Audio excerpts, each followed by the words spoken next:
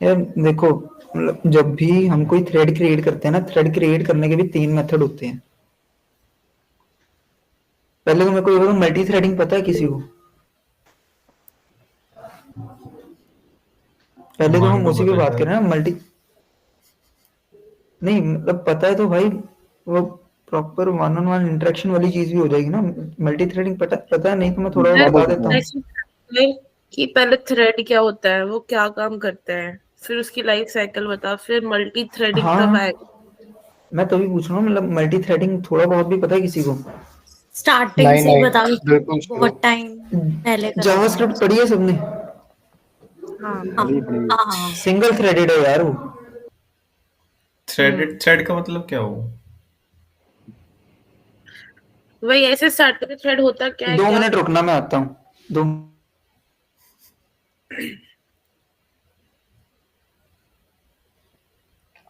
मुझे तो यही याद है कि प्रोसेसेस होते हैं अलग अलग। जब भी हमें रैम डिस्ट्रीब्यूट करनी होती है किसी भी काम के लिए, तो अलग अलग प्रोसेसेस में डिवाइड होते हैं और उस प्रोसेस के अंदर अलग अलग थ्रेड्स होते हैं। तो वो एक थ्रेड एक अकेला कुछ काम देख रहा होता है, कुछ तो ऐसा था। बाकी मेरे को याद ही नहीं है आगे। और ऑपरेटिंग सिस्टम में पढ़ाया गया था शायद। यार यार मेरे को एक बात बताओ, तुम लोगों ने मतलब जावास्क्रिप्ट में इतना तो सुना होगा ना, सिंगल थ्रेडेड है। हाँ, सुना है। ये तो पता है। अच्छा, ये पता है। अच्छा, मान लो मैंने अगर 4 फंक्शंस को कॉल किया है, तो वो 4 के 4 फंक्शन हम्म। सीक्वेंस में कॉल होंगे, है ना? हम्म। बट अगर मैं चाहता हूँ कि कोई एक फंक्शन या तो किसी के लिए वेट करे, या फिर वो लिखा मैंने चाहे बाद में, बट वो पहले कॉल हो जाए, कुछ इस तरीके से चले, या फिर थोड़ी देर के लिए स्लीप में चला जाए, कुछ हो जाए,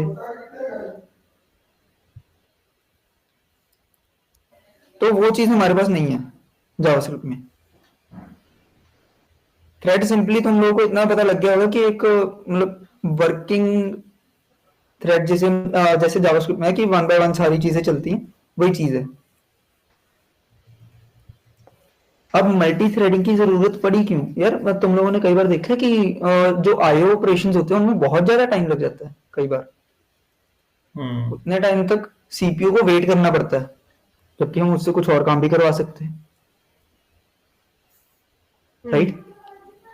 तो जिन कामों में सीपीयू को वेट करना पड़े और वो आइडियल बैठा हो, उन केसेस में हम मल्टी थ्रेडिंग का कॉन्सेप्ट लेकर आते हैं, जहां पर हम एक थ्रेड बनाते हैं, नई थ्रेड बनाते हैं। वो थ्रेड बाकी के सारे कामों से इंडिपेंडेंट होनी चाहिए, तभी वो सही से चल सकेगी। नहीं तो वो बाकी जो फंक्शंस चल रहे होंगे उनमें भी कुछ ना कुछ वो प्रॉब्लम डाल ही रही होगी, कुछ ना कुछ। जैसे ट्रांजैक्शन वाली हम चीज लेकर चलें, तो अगर एक ट्रांजैक्शन किसी दूसरी ट्रांजैक्शन के ऊपर डिपेंडेंट है, तो वहां पर मैं थ्रेड्स को आपस में नहीं चला सकता, वो डिपेंडेंट वाला काम हो गया। तो जब भी थ्रेड्स चलानी है, थ्रेड्स हमारी इंडिपेंडेंट होनी चाहिए। यहां तक तो कोई प्रॉब्लम नहीं। तो थ्रेड्स थ्रेड क्या है? इंडिपेंडेंट होने चाहिए का क्या मतलब तो थ्रेड जो जैसे इंडिपेंडेंट एक होनी चाहिए। प्रोसेस है, ठीक है, अब प्रोसेस हम्म। इतना पता है कि process is made up of multiple threads होती हैं उसके अंदर, जो ठीक है। उस प्रोसेस के रिसोर्सेज शेयर कर रही होती हैं। ठीक है। ठीक है, इतना पता है। अब एग्जांपल की आईओ ऑपरेशन ही है, मैंने फंक्शन है कि वो इनपुट लेता है 2 नंबर्स और आउटपुट दे देता है कुछ सम या ठीक है। मल्टीप्लिकेशन करके, ठीक है। तो इसमें तो एक हम्म। ही थ्रेड बनेगी ना, हाँ, तो इसमें एक मल्टी थ्रेड थ्रेडिंग बन का रही है। कंसेप्ट कहाँ है? हाँ, मल्टी थ्रेडिंग का कंसेप्ट बताता हूँ। अब देखो, एक तो हमारा मेन फंक्शन, सबको पता है जावा में एक मेन फंक्शन होता है। होता है। जावा में मेन फंक्शन होता है, वही मेन थ्रेड होती है। हम्म। ठीक है। अगर मुझे उस मेन थ्रेड से अलग, मेन थ्रेड में मैंने आईओ फंक्शन कॉल किया, हम्म। अब अगर मैंने मेन थ्रेड में आईओ फंक्शन कॉल किया है, तो मेरा वो मेन थ्रेड जो है, वो आईओ फंक्शन को कॉल करता रहेगा। आईओ फंक्शन ने टाइम ले लिया। हम्म। हम्म। तो उतने टाइम सीपीयू मेरा आइडल बैठा रहा, मैं कुछ और काम करवा लेता यार। मुझे कोई बैकग्राउंड में प्रोसेस चलवाना था, मुझे या फिर पेज लोड करवाना था, या फिर कोई सर्विस चलवानी थी, या फिर एक पे कॉल कोई उस टाइम पर हिट करनी थी, मैं सीपीयू से वो काम करवा सकता था। मैं नहीं करवा पाया क्योंकि मेन थ्रेड में क्या चल रहा था, आई ऑपरेशन चल रहा था।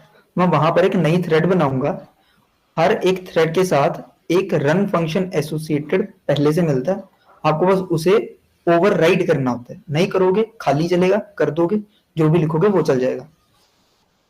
ठीक है, तो अगर मुझे पता है कि मेरा आईओ ऑपरेशन मेरे सीपीयू को आइडियल बिठाएगा, तो मैं क्या करूंगा, मेन थ्रेड में मेन फंक्शन में एक थ्रेड बना दूंगा।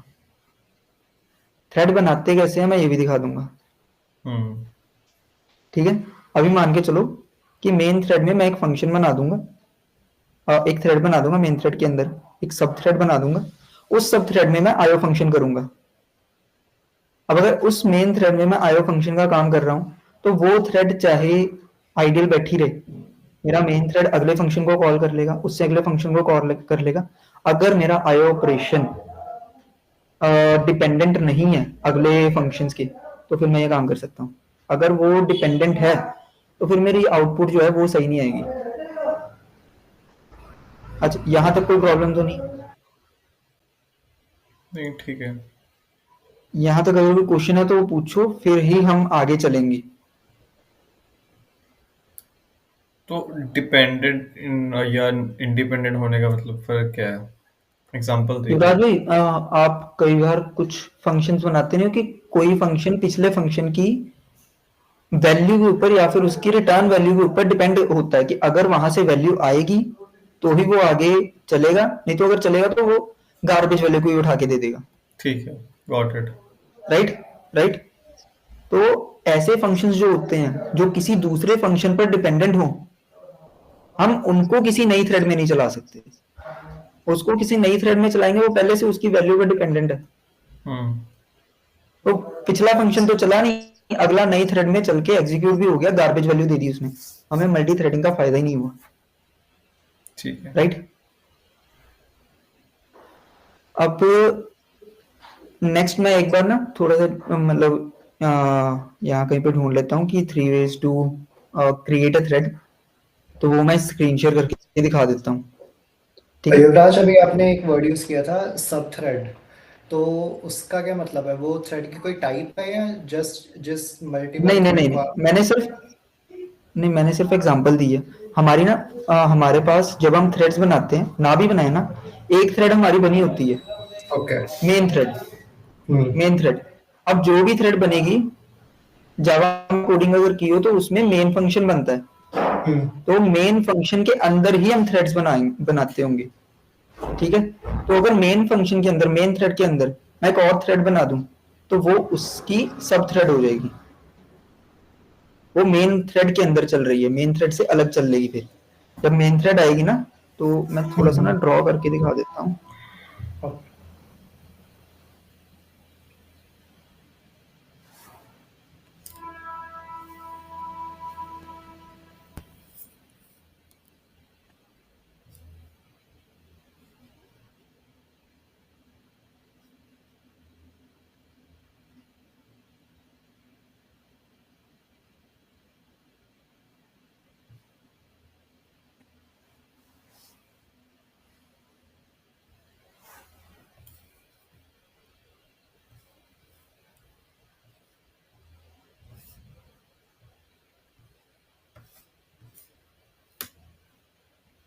स्क्रीन दिख रही है क्या? वो स्टक कर।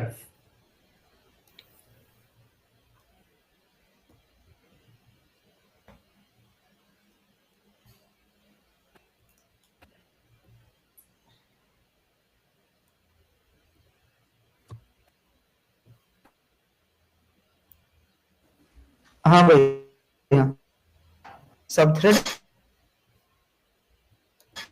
यहाँ चली गई, ये अलग एग्जीक्यूट होती रहेगी, ये अलग एग्जीक्यूट होती रहेगी। युवराज, इंटरनेट कट गया, ठीक है, दोबारा रिपीट करना पड़ेगा। मैं फिर तो कर देना, मतलब मेरे को main anchor function, camera off कर ला अपना, फिर बोल रहा है। Main function. ठीक है, ए मेरा मेन थ्रेड मान के चलो या मेन फंक्शन लो, ठीक है, ए मेरा मेन फंक्शन है। फंक्शन के अंदर मेरे को लिखो थ्रेड है मेन थ्रेड। इस मेन फंक्शन के अंदर मैं एक थ्रेड क्रिएट कर ली, ठीक है। ठीक है। सो हुन मेरे को एक सब थ्रेड बन गई ते मेन थ्रेड मेरी अलग चल रही है। इच मैं कुछ आईओ ऑपरेशन कर रहे हैं या कोई और भी ऑपरेशन हो सकता जिदे नाल सीपीयू मेरा आइडल बैठ सकता है। इधर मैं कोई आईओ ऑपरेशन कर रहा है, इधर मैं सिंपल बाकी सारे फंक्शंस नु एग्जीक्यूट कर रहे हैं।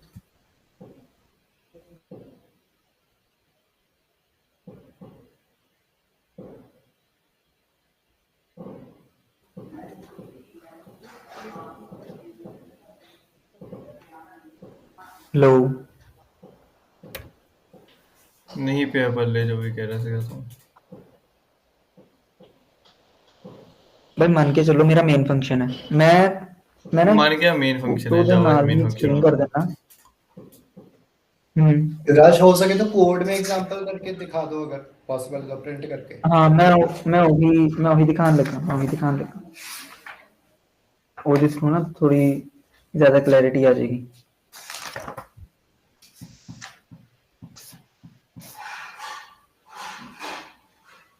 मैं बस थोड़ा सा टाइम देना, थोड़ा सा।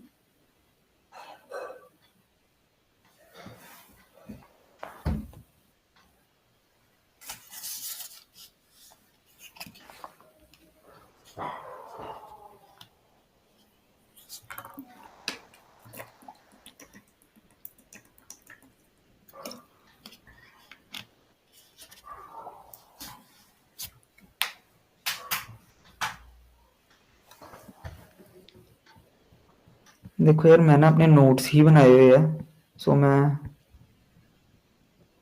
वही दिखा रहा हूँ। अच्छा दिख रहा है, विजिबल है? विजिबल है। अच्छा फिर अगे चलते हैं यार।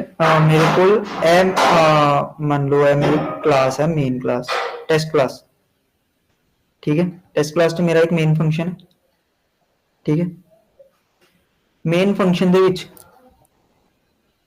मेरी इधरों एक थ्रेड बन जाती है, जो मैं मेन फंक्शन डिक्लेयर करदा ना मेरी इधर ही एक थ्रेड बन जाती है। जिवें जावास्क्रिप्ट दे विच एक थ्रेड होंदी है साडी, जैसे जावास्क्रिप्ट में हमारी एक थ्रेड होती है। हाँ गॉट इट। सिंगल थ्रेडेड है, सिंपल एक थ्रेड है, वैसे मेन फंक्शन भी एक थ्रेड बनाता है, ठीक है। मेन फंक्शन के अंदर ये देखो ये थ्रेड बनाने का ना ये तरीका होता है। पहला तरीका एक्सटेंड कब यूज होता है, जब हमें कोई एक पेरेंट क्लास को इनहेरिट करना हो, तब हम इनहेरिटेंस का कॉन्सेप्ट है एक्सटेंड यूज करते हैं, ठीक है। मैंने इधर एक थ्रेड बना दी, my thread T equal to new thread. मुझे कैसे पता है ये थ्रेड है, क्योंकि ये जो क्लास है ये किस क्लास को एक्सटेंड कर रही है, थ्रेड को। और जो भी क्लास थ्रेड को एक्सटेंड कर रही होगी उसके ऑब्जेक्ट को मैं थ्रेड का ऑब्जेक्ट बोल लूंगा, या फिर मैं बोल दूंगा थ्रेड इनिशियलाइजेशन इस चीज को, ठीक है। अब मेरी थ्रेड बन तो गई, मुझे स्टार्ट भी तो करनी है। तो हमेशा थ्रेड क्लास में एक फंक्शन रन, ये वाला रन मेथड जो है वो हमेशा होगा ही होगा। अगर ओवरराइड कर दोगे तो इसके अंदर कुछ भी अपना लिख देना, जो भी तुम्हें एग्जीक्यूट करना। नहीं लिखोगे वो नहीं चलेगा, एरर नहीं फेंकेगा बट चलेगा नहीं, क्योंकि वो पहले से ही पड़ा होता है विदाउट एनी वैल्यू, तो उसे ओवरराइड करना होता है, ठीक है। तो यहां पर मेरा था मेन थ्रेड, मैंने बनाया चाइल्ड थ्रेड, ये चला, ठीक है। ये दिख रहा है, ये मेरा चाइल्ड थ्रेड था। मेन थ्रेड में मेरा क्या हो रहा है, मेन थ्रेड में ये चीज, मेन थ्रेड में मेरा क्या हो रहा है, स्टार्ट मेथड कॉल हुआ।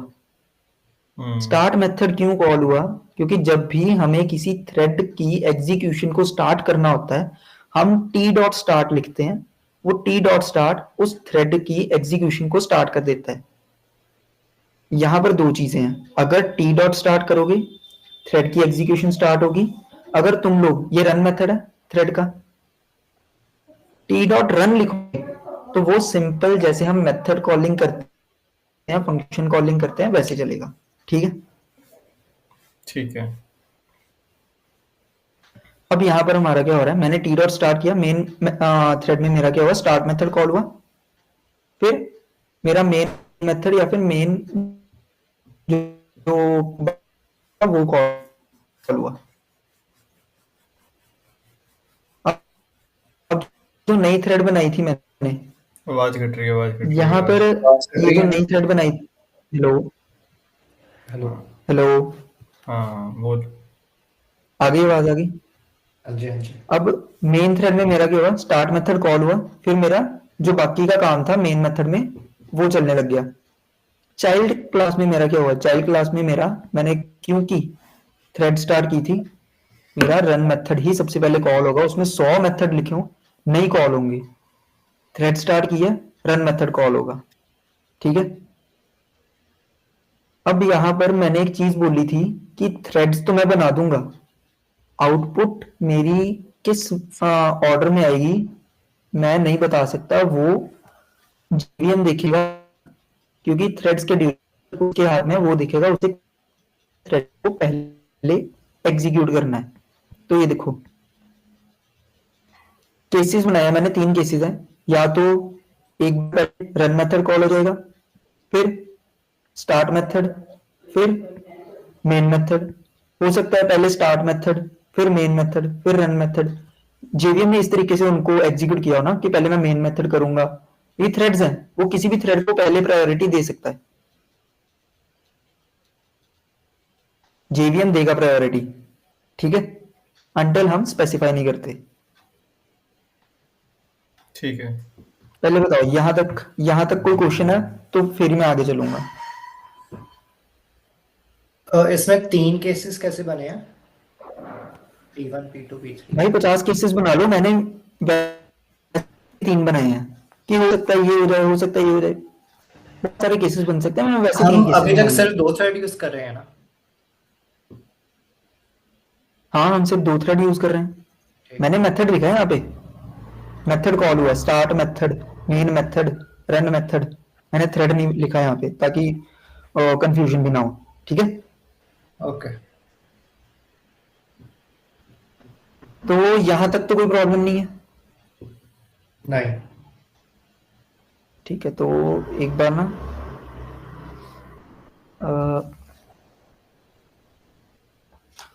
अच्छा, एक थ्रेड को क्रिएट करने का एक वे तो तुम लोगों को पता लग गया, ये वाला, बाय एक्सटेंडिंग थ्रेड क्लास। हम्म। ठीक है, ये पहला मेथड है। अगर तुम लोगों को कभी थ्रेड को इनिशियलाइज कर आवाज कट गई। भी हो तो ये मेथड कभी यूज मत करना। हेलो, रिपीट करते जो भी बोला अभी। हेलो, आवाज आ रही? आ रही है। मैं ये कह रहा था कि अगर तुम लोगों को कभी भी थ्रेड क्रिएट करना हो, कभी भी इस मेथड को यूज मत करना। रीजन बीइंग, अगर दूसरा मेथड में बताता हूँ, फिर मैं रीजन बताऊंगा। हम्म।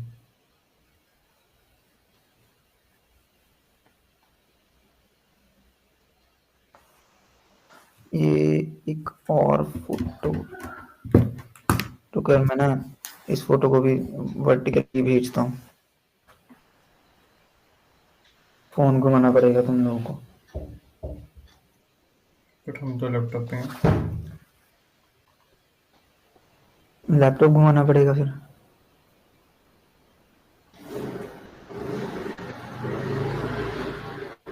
अभी ना इसके बाद इनिशियलाइजेशन के बाद मैं लाइफ साइकिल पे आऊंगा कि क्यों मुझे एग्जीक्यूटर सर्विस की क्यों जरूरत पड़ रही है। मैं क्यों कह रहा हूँ कि पहले 2 मेथड्स भी छोड़ दो, सीधा एग्जीक्यूटर सर्विस ही यूज करो, क्यों?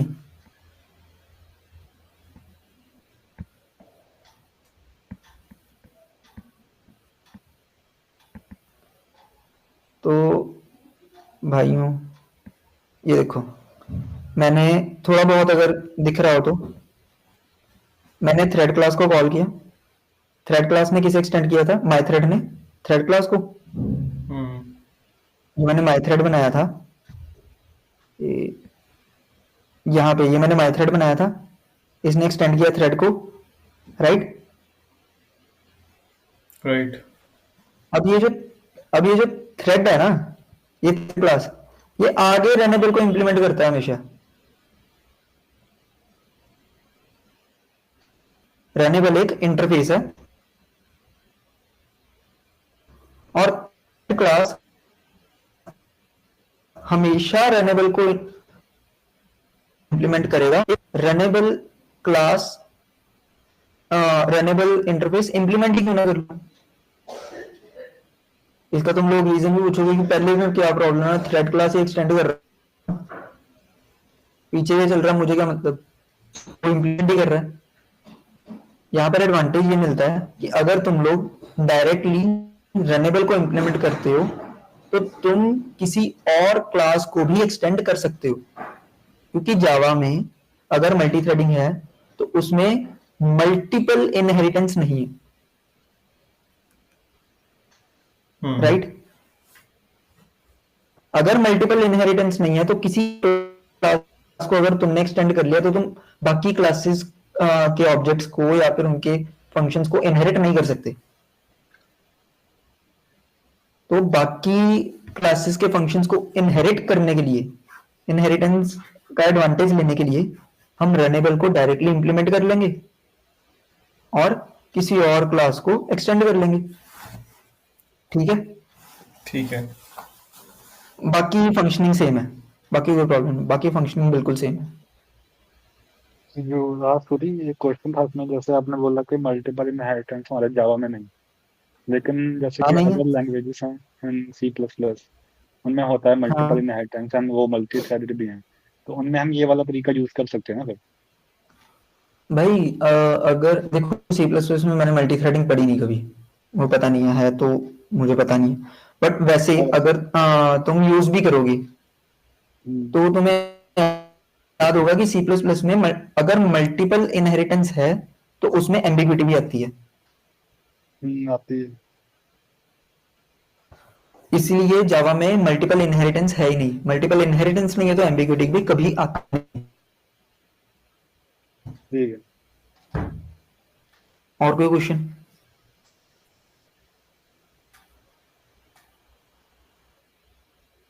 नहीं। या आगे चलें? आगे चलो ठीक है, आगे चलते हैं। तो सबसे गंदी चीज आ चुकी है, देखो यहाँ पर ना, अब मैं थोड़ा जूम करके जाऊँ इस पॉइंट के ऊपर, जब हम न्यू पे पहुंचेंगे तो हम यहाँ पर वो जो मैं कर रहा था ना, my thread thread equal to new thread, मतलब मैं ऑब्जेक्ट बना रहा था थ्रेड का, वो थ्रेड इनिशियलाइजेशन था, ये वाला पार्ट, जहां पर मैंने थ्रेड क्रिएट कर दिया पर उसे कोई काम असाइन किया, ठीक है। ठीक है। अब नेक्स्ट चीज, टी डॉट स्टार्ट करता था ना, तो टी डॉट स्टार्ट से क्या होता है, वो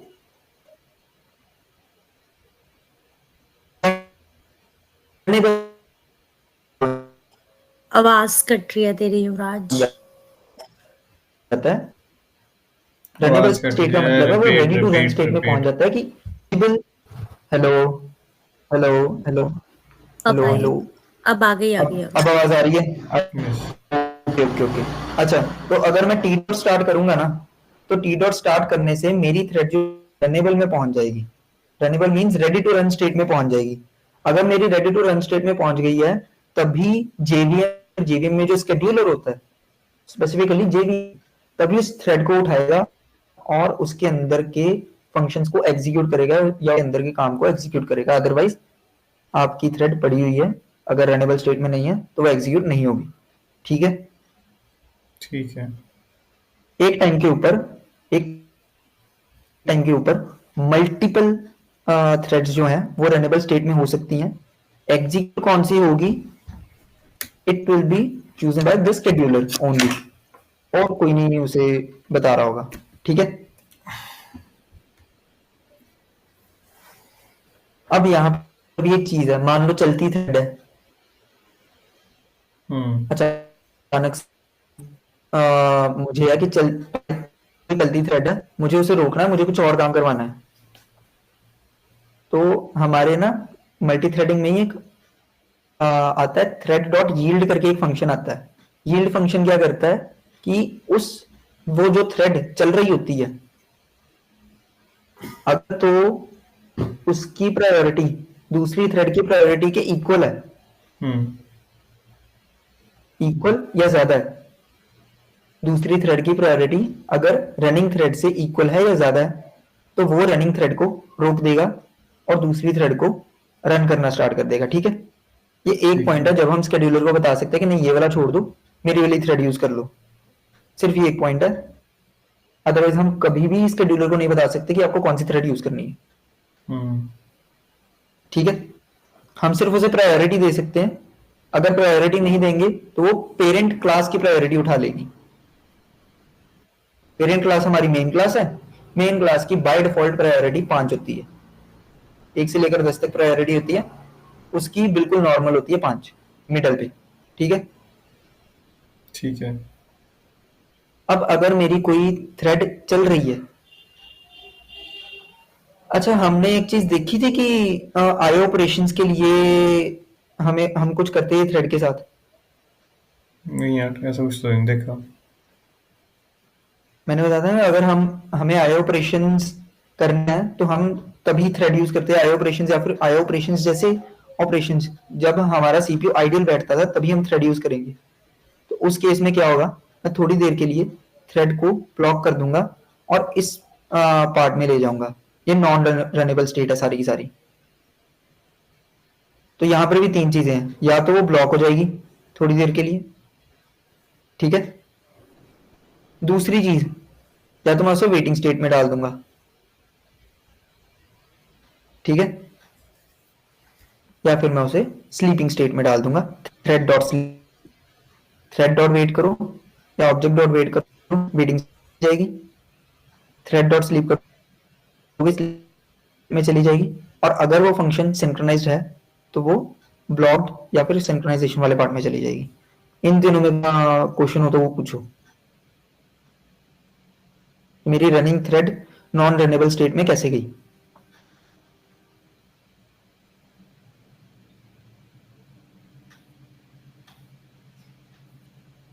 है कोई क्वेश्चन? नहीं। अच्छा, अब अगर मेरी नॉन रनेबल स्टेट में चली गई तो उसके बाद क्या होगा? पहली चीज, अगर तो वो स्लीपिंग स्टेट में है तो जब भी उसका टाइम आउट हो जाएगा वो वापस से रनेबल आ जाएगी कि मुझे स्केड्यूलर फिर से उठा सकता है एग्जीक्यूट करने के लिए। अगर वो वेटिंग स्टेट में है तो मैं यूज करूंगा या तो ऑब्जेक्ट और नोटिफाई ऑल या फिर ऑब्जेक्ट और नोटिफाई। इससे मेरी थ्रेड वेटिंग स्टेट से सीधा रनेबल में चली जाएगी। और यहाँ पर वो डायरेक्ट, अगर वो सिंक्रोनाइजेशन वाले पार्ट में है तो उसे वापस यहाँ पर जाने की जरूरत नहीं है रनेबल में, वो डायरेक्ट स्केड्यूलर के पास आ सकती है, ठीक है। ठीक है। अगर मेरी थ्रेड पूरी की पूरी तो वो डायरेक्ट स्टेट में पहुंच जाएगी फिनिश्ड। कई बार होता है ये, वैसे यूज होता नहीं है कभी। अनदर थ्रेड क्लोजेस सॉकेट, तो अगर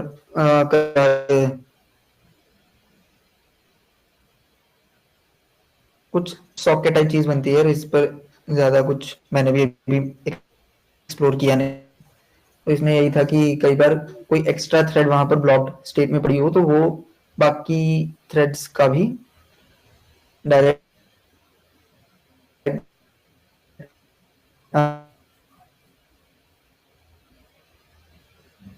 फिनिश स्टेट में ले जाती है उसे।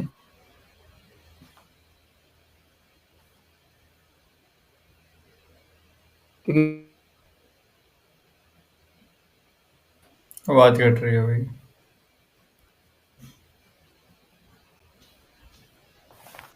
बोलिए भाई, लाइफ साइकिल ऑफ थ्रेड में कोई प्रॉब्लम बोलो।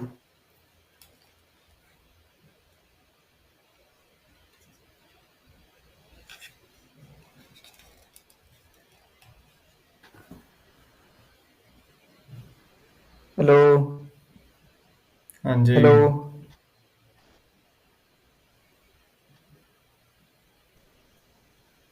मैं आवाज आ रही है मेरी? आ रही है। जनता सो गई है, जगाना पड़ेगा। सेशन ज़्यादा भारी हो गया आज का। मैं तो जगी हुई हूँ। नेट धीरे चल रहा है इसलिए मैंने कैमरा बंद कर रखा है। यार आवाज बहुत टूट रही है, मतलब सूर्य की ना, थोड़ा सा को वो बीच बीच में दिक्कत हो रही है समझने में। सूर्य, जिस दिन तेरे सेशन वगैरह होता है ना, तो एक्स्ट्रा पैक खरीद के रखा कर डेटा।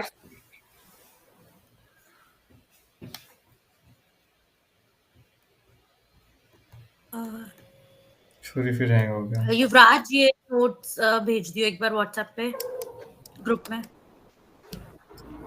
अब आवाज आ रही है मेरी सही? हाँ, परफेक्ट। अब सही है? अच्छा मेरे को ये बताओ, थ्रेड लाइफ साइकिल में कोई प्रॉब्लम हो तो बताओ मेरे को। थ्रेड लाइफ साइकिल में कोई प्रॉब्लम नहीं है। और कितने कंटेंट है तेरे पास? मतलब वी आर 11-13 हो गए। भाई बस लास्ट एग्जीक्यूटर सर्विस पे चलेंगे, वो सबसे मस्त चीज है। ठीक है, लेट्स गो। लास्ट वही यूज करना है हमने। एग्जीक्यूटिव सर्विस पे इसीलिए लास्ट में जा रहा हूँ ताकि हमें पता हो कि एग्जीक्यूटिव सर्विस हमें क्या एडवांटेज दे रहा है पहले के थ्रेड लाइफ साइकिल से। अच्छा मेरे को ये बताओ, अगर पूरा का पूरा तुम्हें थ्रेड लाइफ साइकिल फॉलो करना हो तो बहुत ज्यादा लेंथी सी चीज नहीं है? मतलब मैं थोड़ा ना बड़ी फॉलो करूंगा। बहुत सी डिफिकल्ट सी चीज है भाई, करनी पड़ेगी। थ्रेड डॉट स्लीप कौन चलाएगा? थ्रेड डॉट यील्ड कौन चलाएगा? ये खुद ही नहीं हो ऑब्जेक्ट सकता। डॉट नोटिफाई ऑल कौन चलाएगा? ना, ये करना पड़ता है। जीपीटी से चलवा लेंगे। बट यार कोड लिखोगे, ध्यान तो खुद ही देना पड़ेगा ना कि कब मुझे स्लीप चलाना है कब नहीं चलाना। चलो। है तो लेंदी चीज ना।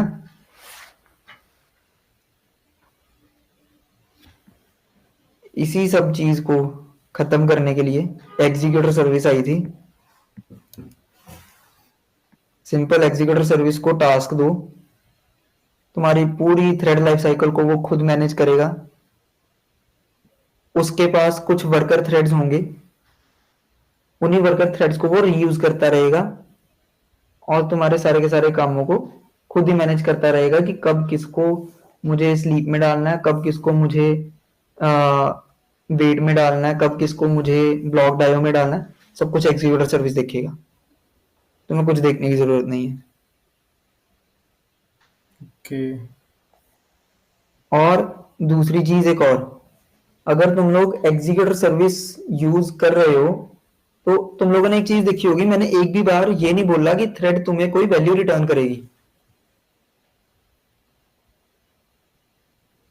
राइट?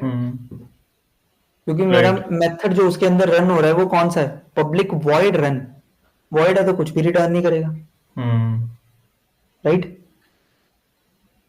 तो एग्जीक्यूटर सर्विस क्या करती है, उसके अंदर एक फ्यूचर करके एक फंक्शन होता है, क्लास होती है, फ्यूचर करके क्लास होती है।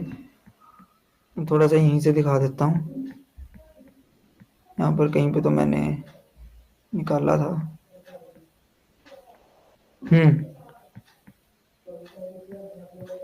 ये देखो, इसके अंदर ना एक फ्यूचर करके क्लास होती है।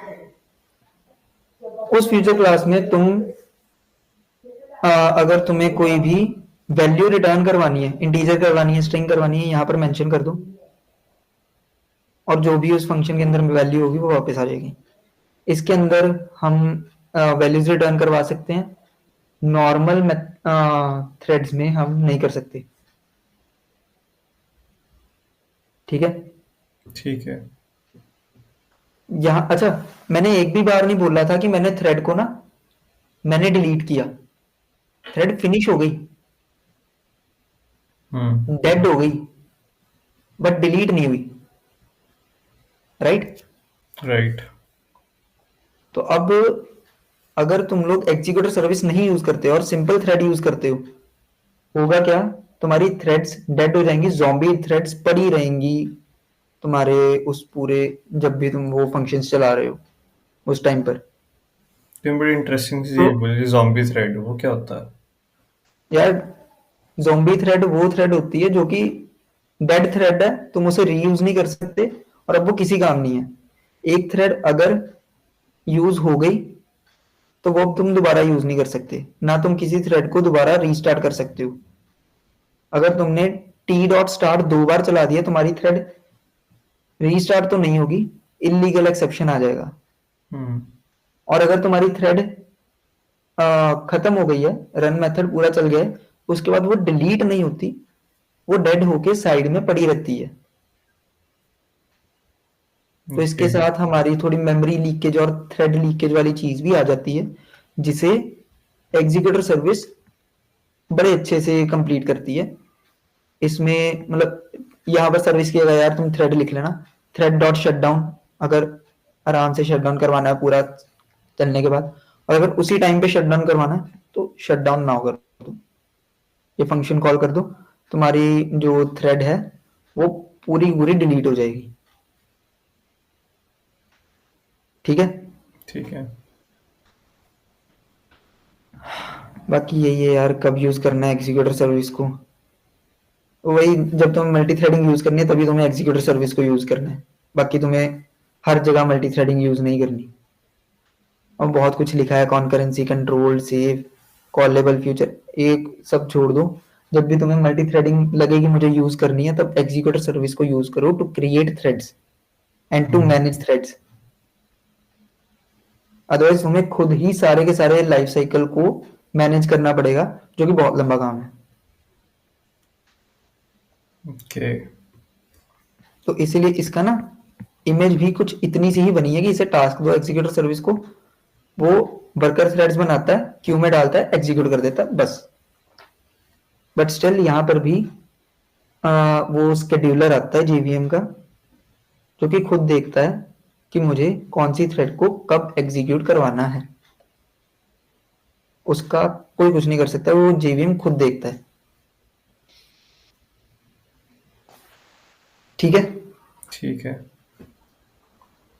एक लास्ट चीज थी सिंक्रोनाइज्ड मेथड, अगर किसी ने पढ़ा हो थोड़ा बहुत। नाम सुना सुना सा है, आगे तो बता दे। ये सिंक्रोनाइज मेथड ना कुछ नहीं है, कोई भी एक फंक्शन बना दो, फंक्शन के आगे सिंक्रोनाइज लिख दो, ठीक है। हम्म अब अगर तुम लोग चाहते हो कि वो जो फंक्शन है एक टाइम पर एक ही थ्रेड उस फंक्शन को कॉल कर रही हो और उसे एग्जीक्यूट कर रही हो, तो तुम लोग यूज करोगे उसे, अदरवाइज तुम लोग उसे यूज नहीं कर रहे होगे सिंक्रोनाइज्ड को। या फिर एक चीज लेके चल सकते हैं, अगर तुम कोई भी थ्रेड से फंक्शन को एग्जीक्यूट कर रहे हो, किसी भी थ्रेड से फंक्शन को एग्जीक्यूट कर रहे हो, तो वो तुम किसी ऑब्जेक्ट के ऊपर ही कर रहे हो, हम्म राइट। इस लाइन के ऊपर अगर किसी को कुछ पूछना, पहले ये बताओ, इसमें 3 चीजें यूज की हैं, थ्रेड, मेथड, ऑब्जेक्ट। थ्रेड में किसी एक फंक्शन को कॉल किया, किसके लिए कॉल किया, किसी ऑब्जेक्ट के लिए कॉल किया, ठीक है। ठीक है। जब ये चीज आती है ना, इसमें एक नई चीज आती है, लॉक का कॉन्सेप्ट आता है। हर ऑब्जेक्ट का ना अपना एक लॉक होता है। ये लॉक जिसे भी मिलता है, जिस भी थ्रेड को मिलता है, उसी थ्रेड का फंक्शन कॉल हो रहा होता है, और किसी थ्रेड का फंक्शन कॉल नहीं हो सकता क्योंकि ऑब्जेक्ट का लॉक उस थ्रेड के पास है। इस स्टेटमेंट में किसी को कुछ पूछना हो,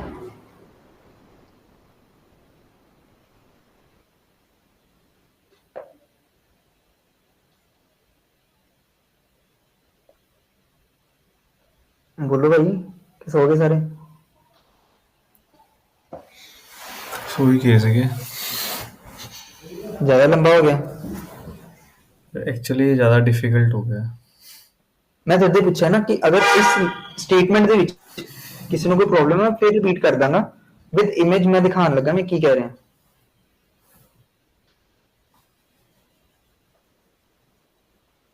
नहीं, लॉक का कंसेप्ट तो समझ आ गया। यार ये लॉक, डेड लॉक्स की बात हो रही है। या वो अलग होते हैं कुछ? वो अलग होते हैं। डेडलॉक तो एक कंडीशन होती है ना। हम्म हम यहाँ पे कौन से लॉक की बात कर रहे हैं फिर, मतलब? बताओ भाई, कौन से लॉक की बात कर रहे हैं?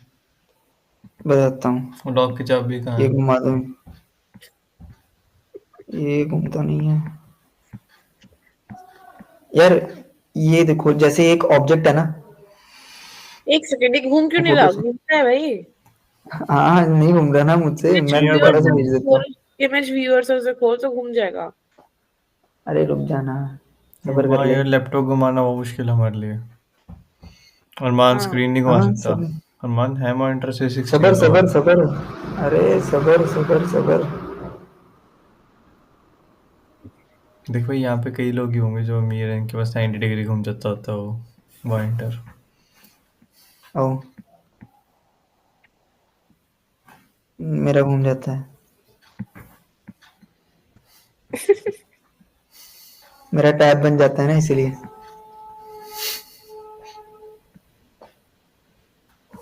यार ये देखो, ये मेरा ऑब्जेक्ट है,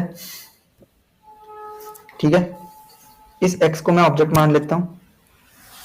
इसी एक्स ऑब्जेक्ट के ऊपर मैं फंक्शंस को एग्जीक्यूट कर रहा हूँ ना। इतनी चीज समझ आती है या इस दोबारा। चीज के ऊपर थोड़ा क्वेश्चन?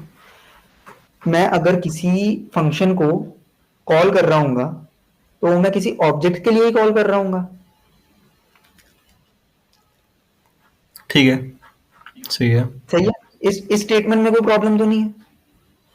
किसी को है वो पूछ लो, मैं समझा दूंगा। पूछ लो भाई, किसको है, समझाएगा वो। हंसो मत। अरे सही में समझाऊंगा, पूछो सही।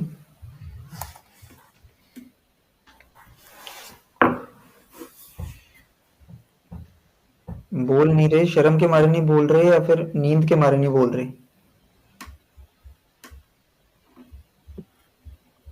नहीं यार, कोई प्रॉब्लम नहीं है। तो नहीं, गाना एक फंक्शन एक ऑब्जेक्ट के लिए वो होगा, इसमें क्या ही दिक्कत आएगी?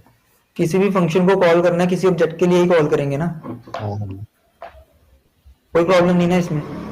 और वो जो फंक्शन है वो किसी थ्रेड में कॉल हो रहा होगा। हाँ। वो फंक्शन, जब मैंने बोला वो फंक्शन किसी थ्रेड में कॉल हो रहा होगा, वही थ्रेड उस ऑब्जेक्ट के लिए उस फंक्शन को कॉल कर रही होगी जिस थ्रेड के पास उस ऑब्जेक्ट का लॉक होगा। मेरे पास मल्टीपल थ्रेड्स हैं, फंक्शन भी मल्टीपल है, राइट? ये सारे फंक्शंस क्यों नहीं कॉल हुए? ये इन सारी थ्रेड्स ने इन फंक्शंस को इस ऑब्जेक्ट के लिए कॉल क्यों नहीं किया? क्यों नहीं किया? क्योंकि लॉक इनमें से, इन चारों में से किसी एक ही थ्रेड को मिलेगा। जिस थ्रेड को उस ऑब्जेक्ट का लॉक मिल जाएगा वो थ्रेड उस फंक्शन को उस ऑब्जेक्ट के लिए कॉल कर देगी। जिसको थ्रेड को नहीं मिलेगा वो वेटिंग स्टेट में रहेगी। मेरे पास 6 फंक्शन थे, मुझे किसी ऑब्जेक्ट एक्स के लिए उन्हें कॉल करना था, मैंने 6 थ्रेड्स बना दी। मेरा फंक्शन पहला वही कॉल होगा जिस फंक्शन की थ्रेड के पास मेरे ऑब्जेक्ट का लॉक होगा। लॉक को तुम आईडी अभी के लिए मान के चल लो, वैसे लॉक कहते हैं। जिस थ्रेड के पास उस ऑब्जेक्ट की आईडी होगी वो थ्रेड उस ऑब्जेक्ट के लिए किसी फंक्शन को कॉल कर सकती है, बाकी थ्रेड्स नहीं कर सकती।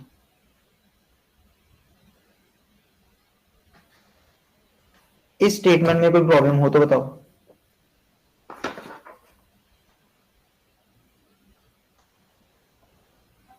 नहीं। अब ये स्टेटमेंट क्लियर है? क्लियर है। बस सिंक्रोनाइज मेथड यहीं पे काम आते हैं।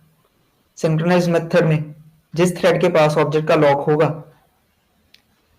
वो उस फंक्शन को एग्जीक्यूट कर देगा, जिनके पास नहीं होगा वो वेट करते रहेंगे, फिर 1 बाय 1 चलेंगे। ऑब्जेक्ट का लॉक प्रोवाइड कौन करेगा थ्रेड्स को? फिर से जेवीएम। तो ये भी रैंडम बेसिस पर ही मिलेगा। ये तुम ये नहीं कर सकते मैं इसे पकड़ा दूंगा उसे पकड़ा दूं, वो JVM पकड़ाएगा। ठीक है।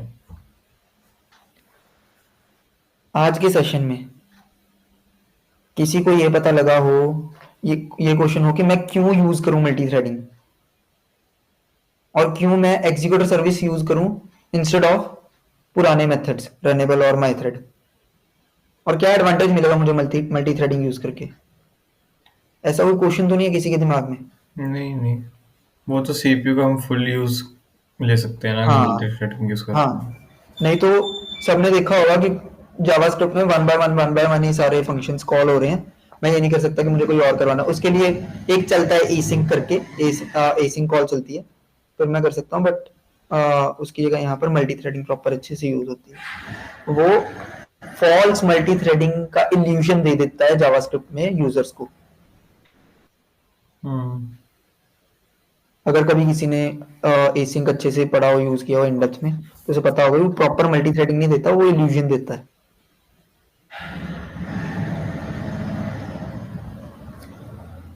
तो आज की सभा में किसी को अगर आज के पूरे टॉपिक में कोई भी क्वेश्चन हो तो प्लीज वो बताए।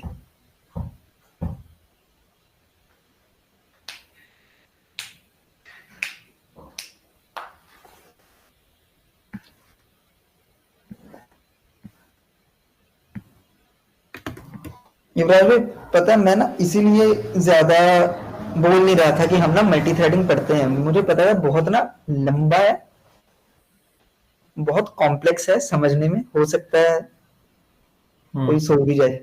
अभिषेक तो भाग भी गया।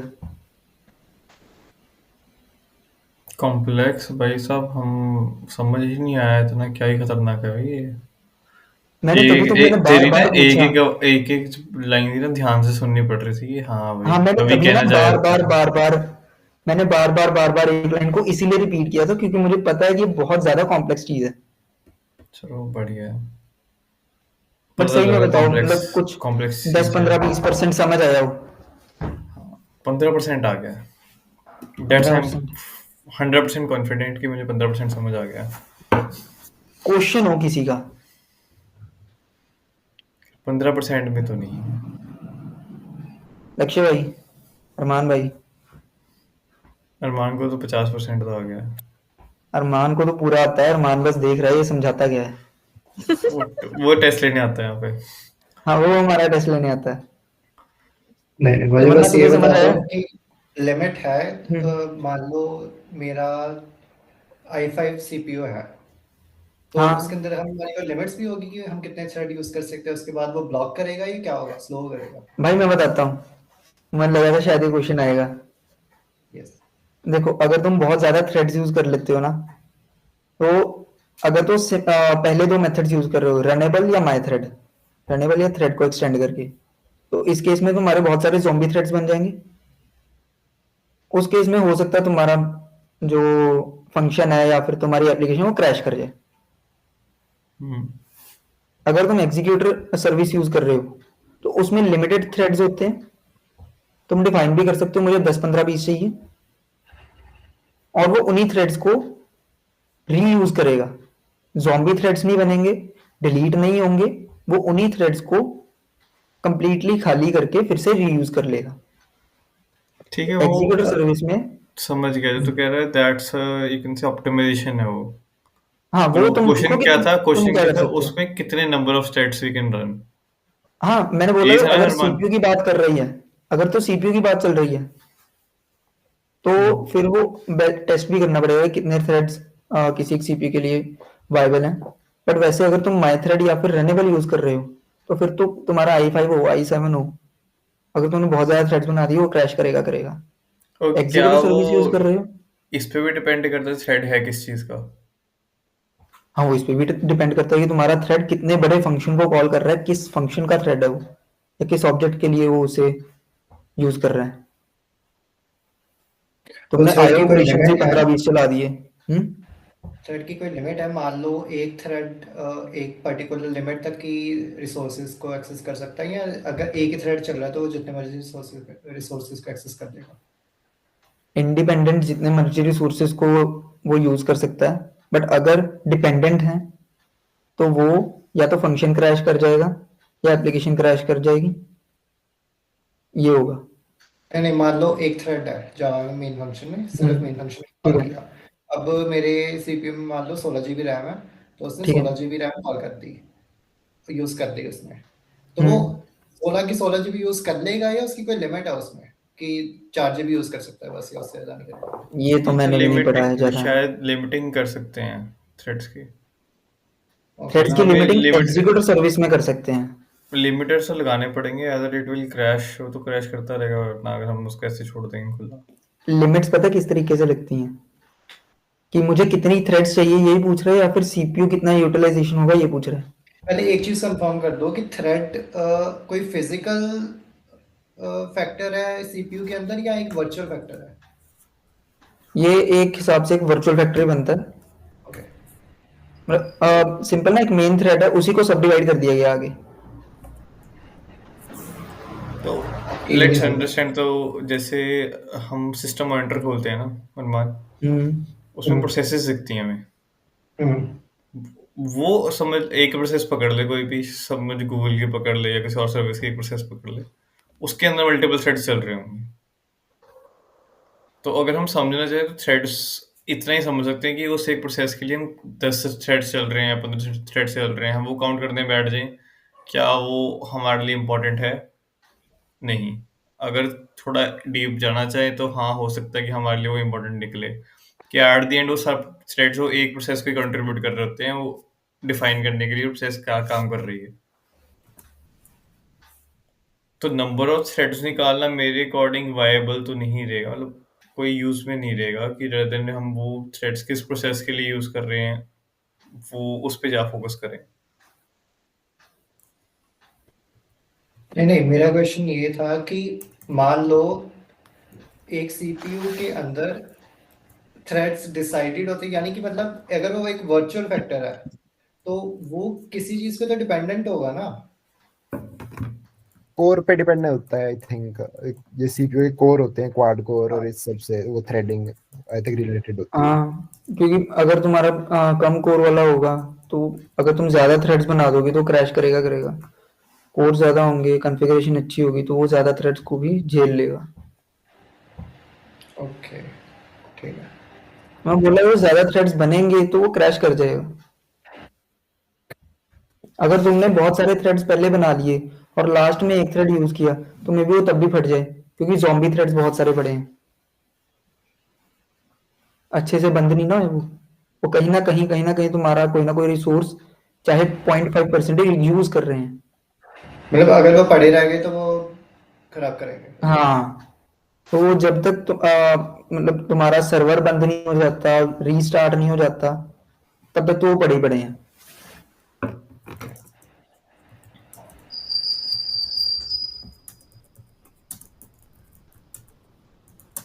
सही है।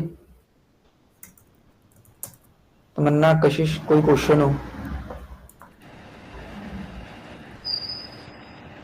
नहीं, सही है। मतलब ये है कि थ्रेड्स को मतलब जनरेट करके डिस्ट्रॉय करना भी इक्वली इम्पोर्टेंट है, वरना वो हमारी यही वॉइस हाँ, वगैरह करेंगे। अगर सही तरीके से थ्रेड्स को यूज नहीं करोगे तो अच्छा वाला चलता तुम्हारा कोई प्रोजेक्ट या फिर फंक्शन भी वो खराब कर देंगे। तो मल्टी थ्रेडिंग है तो अच्छा कॉन्सेप्ट, बट उसे ना बहुत ध्यान से यूज करना पड़ता है। ये मल्टी ध्यान से थ्रेडिंग का पढ़ना भी सपोर्ट कौन पड़ेगा। कौन सी लैंग्वेज में होता है? जावा में तो होता है, बाकी में मैंने पढ़ा नहीं।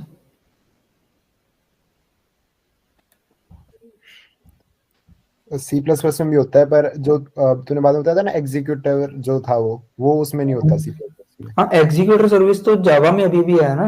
हाँ। जावा या तो 11 में आया होगा, 17 में आया होगा, जावा 8 के बाद ही है। अच्छा।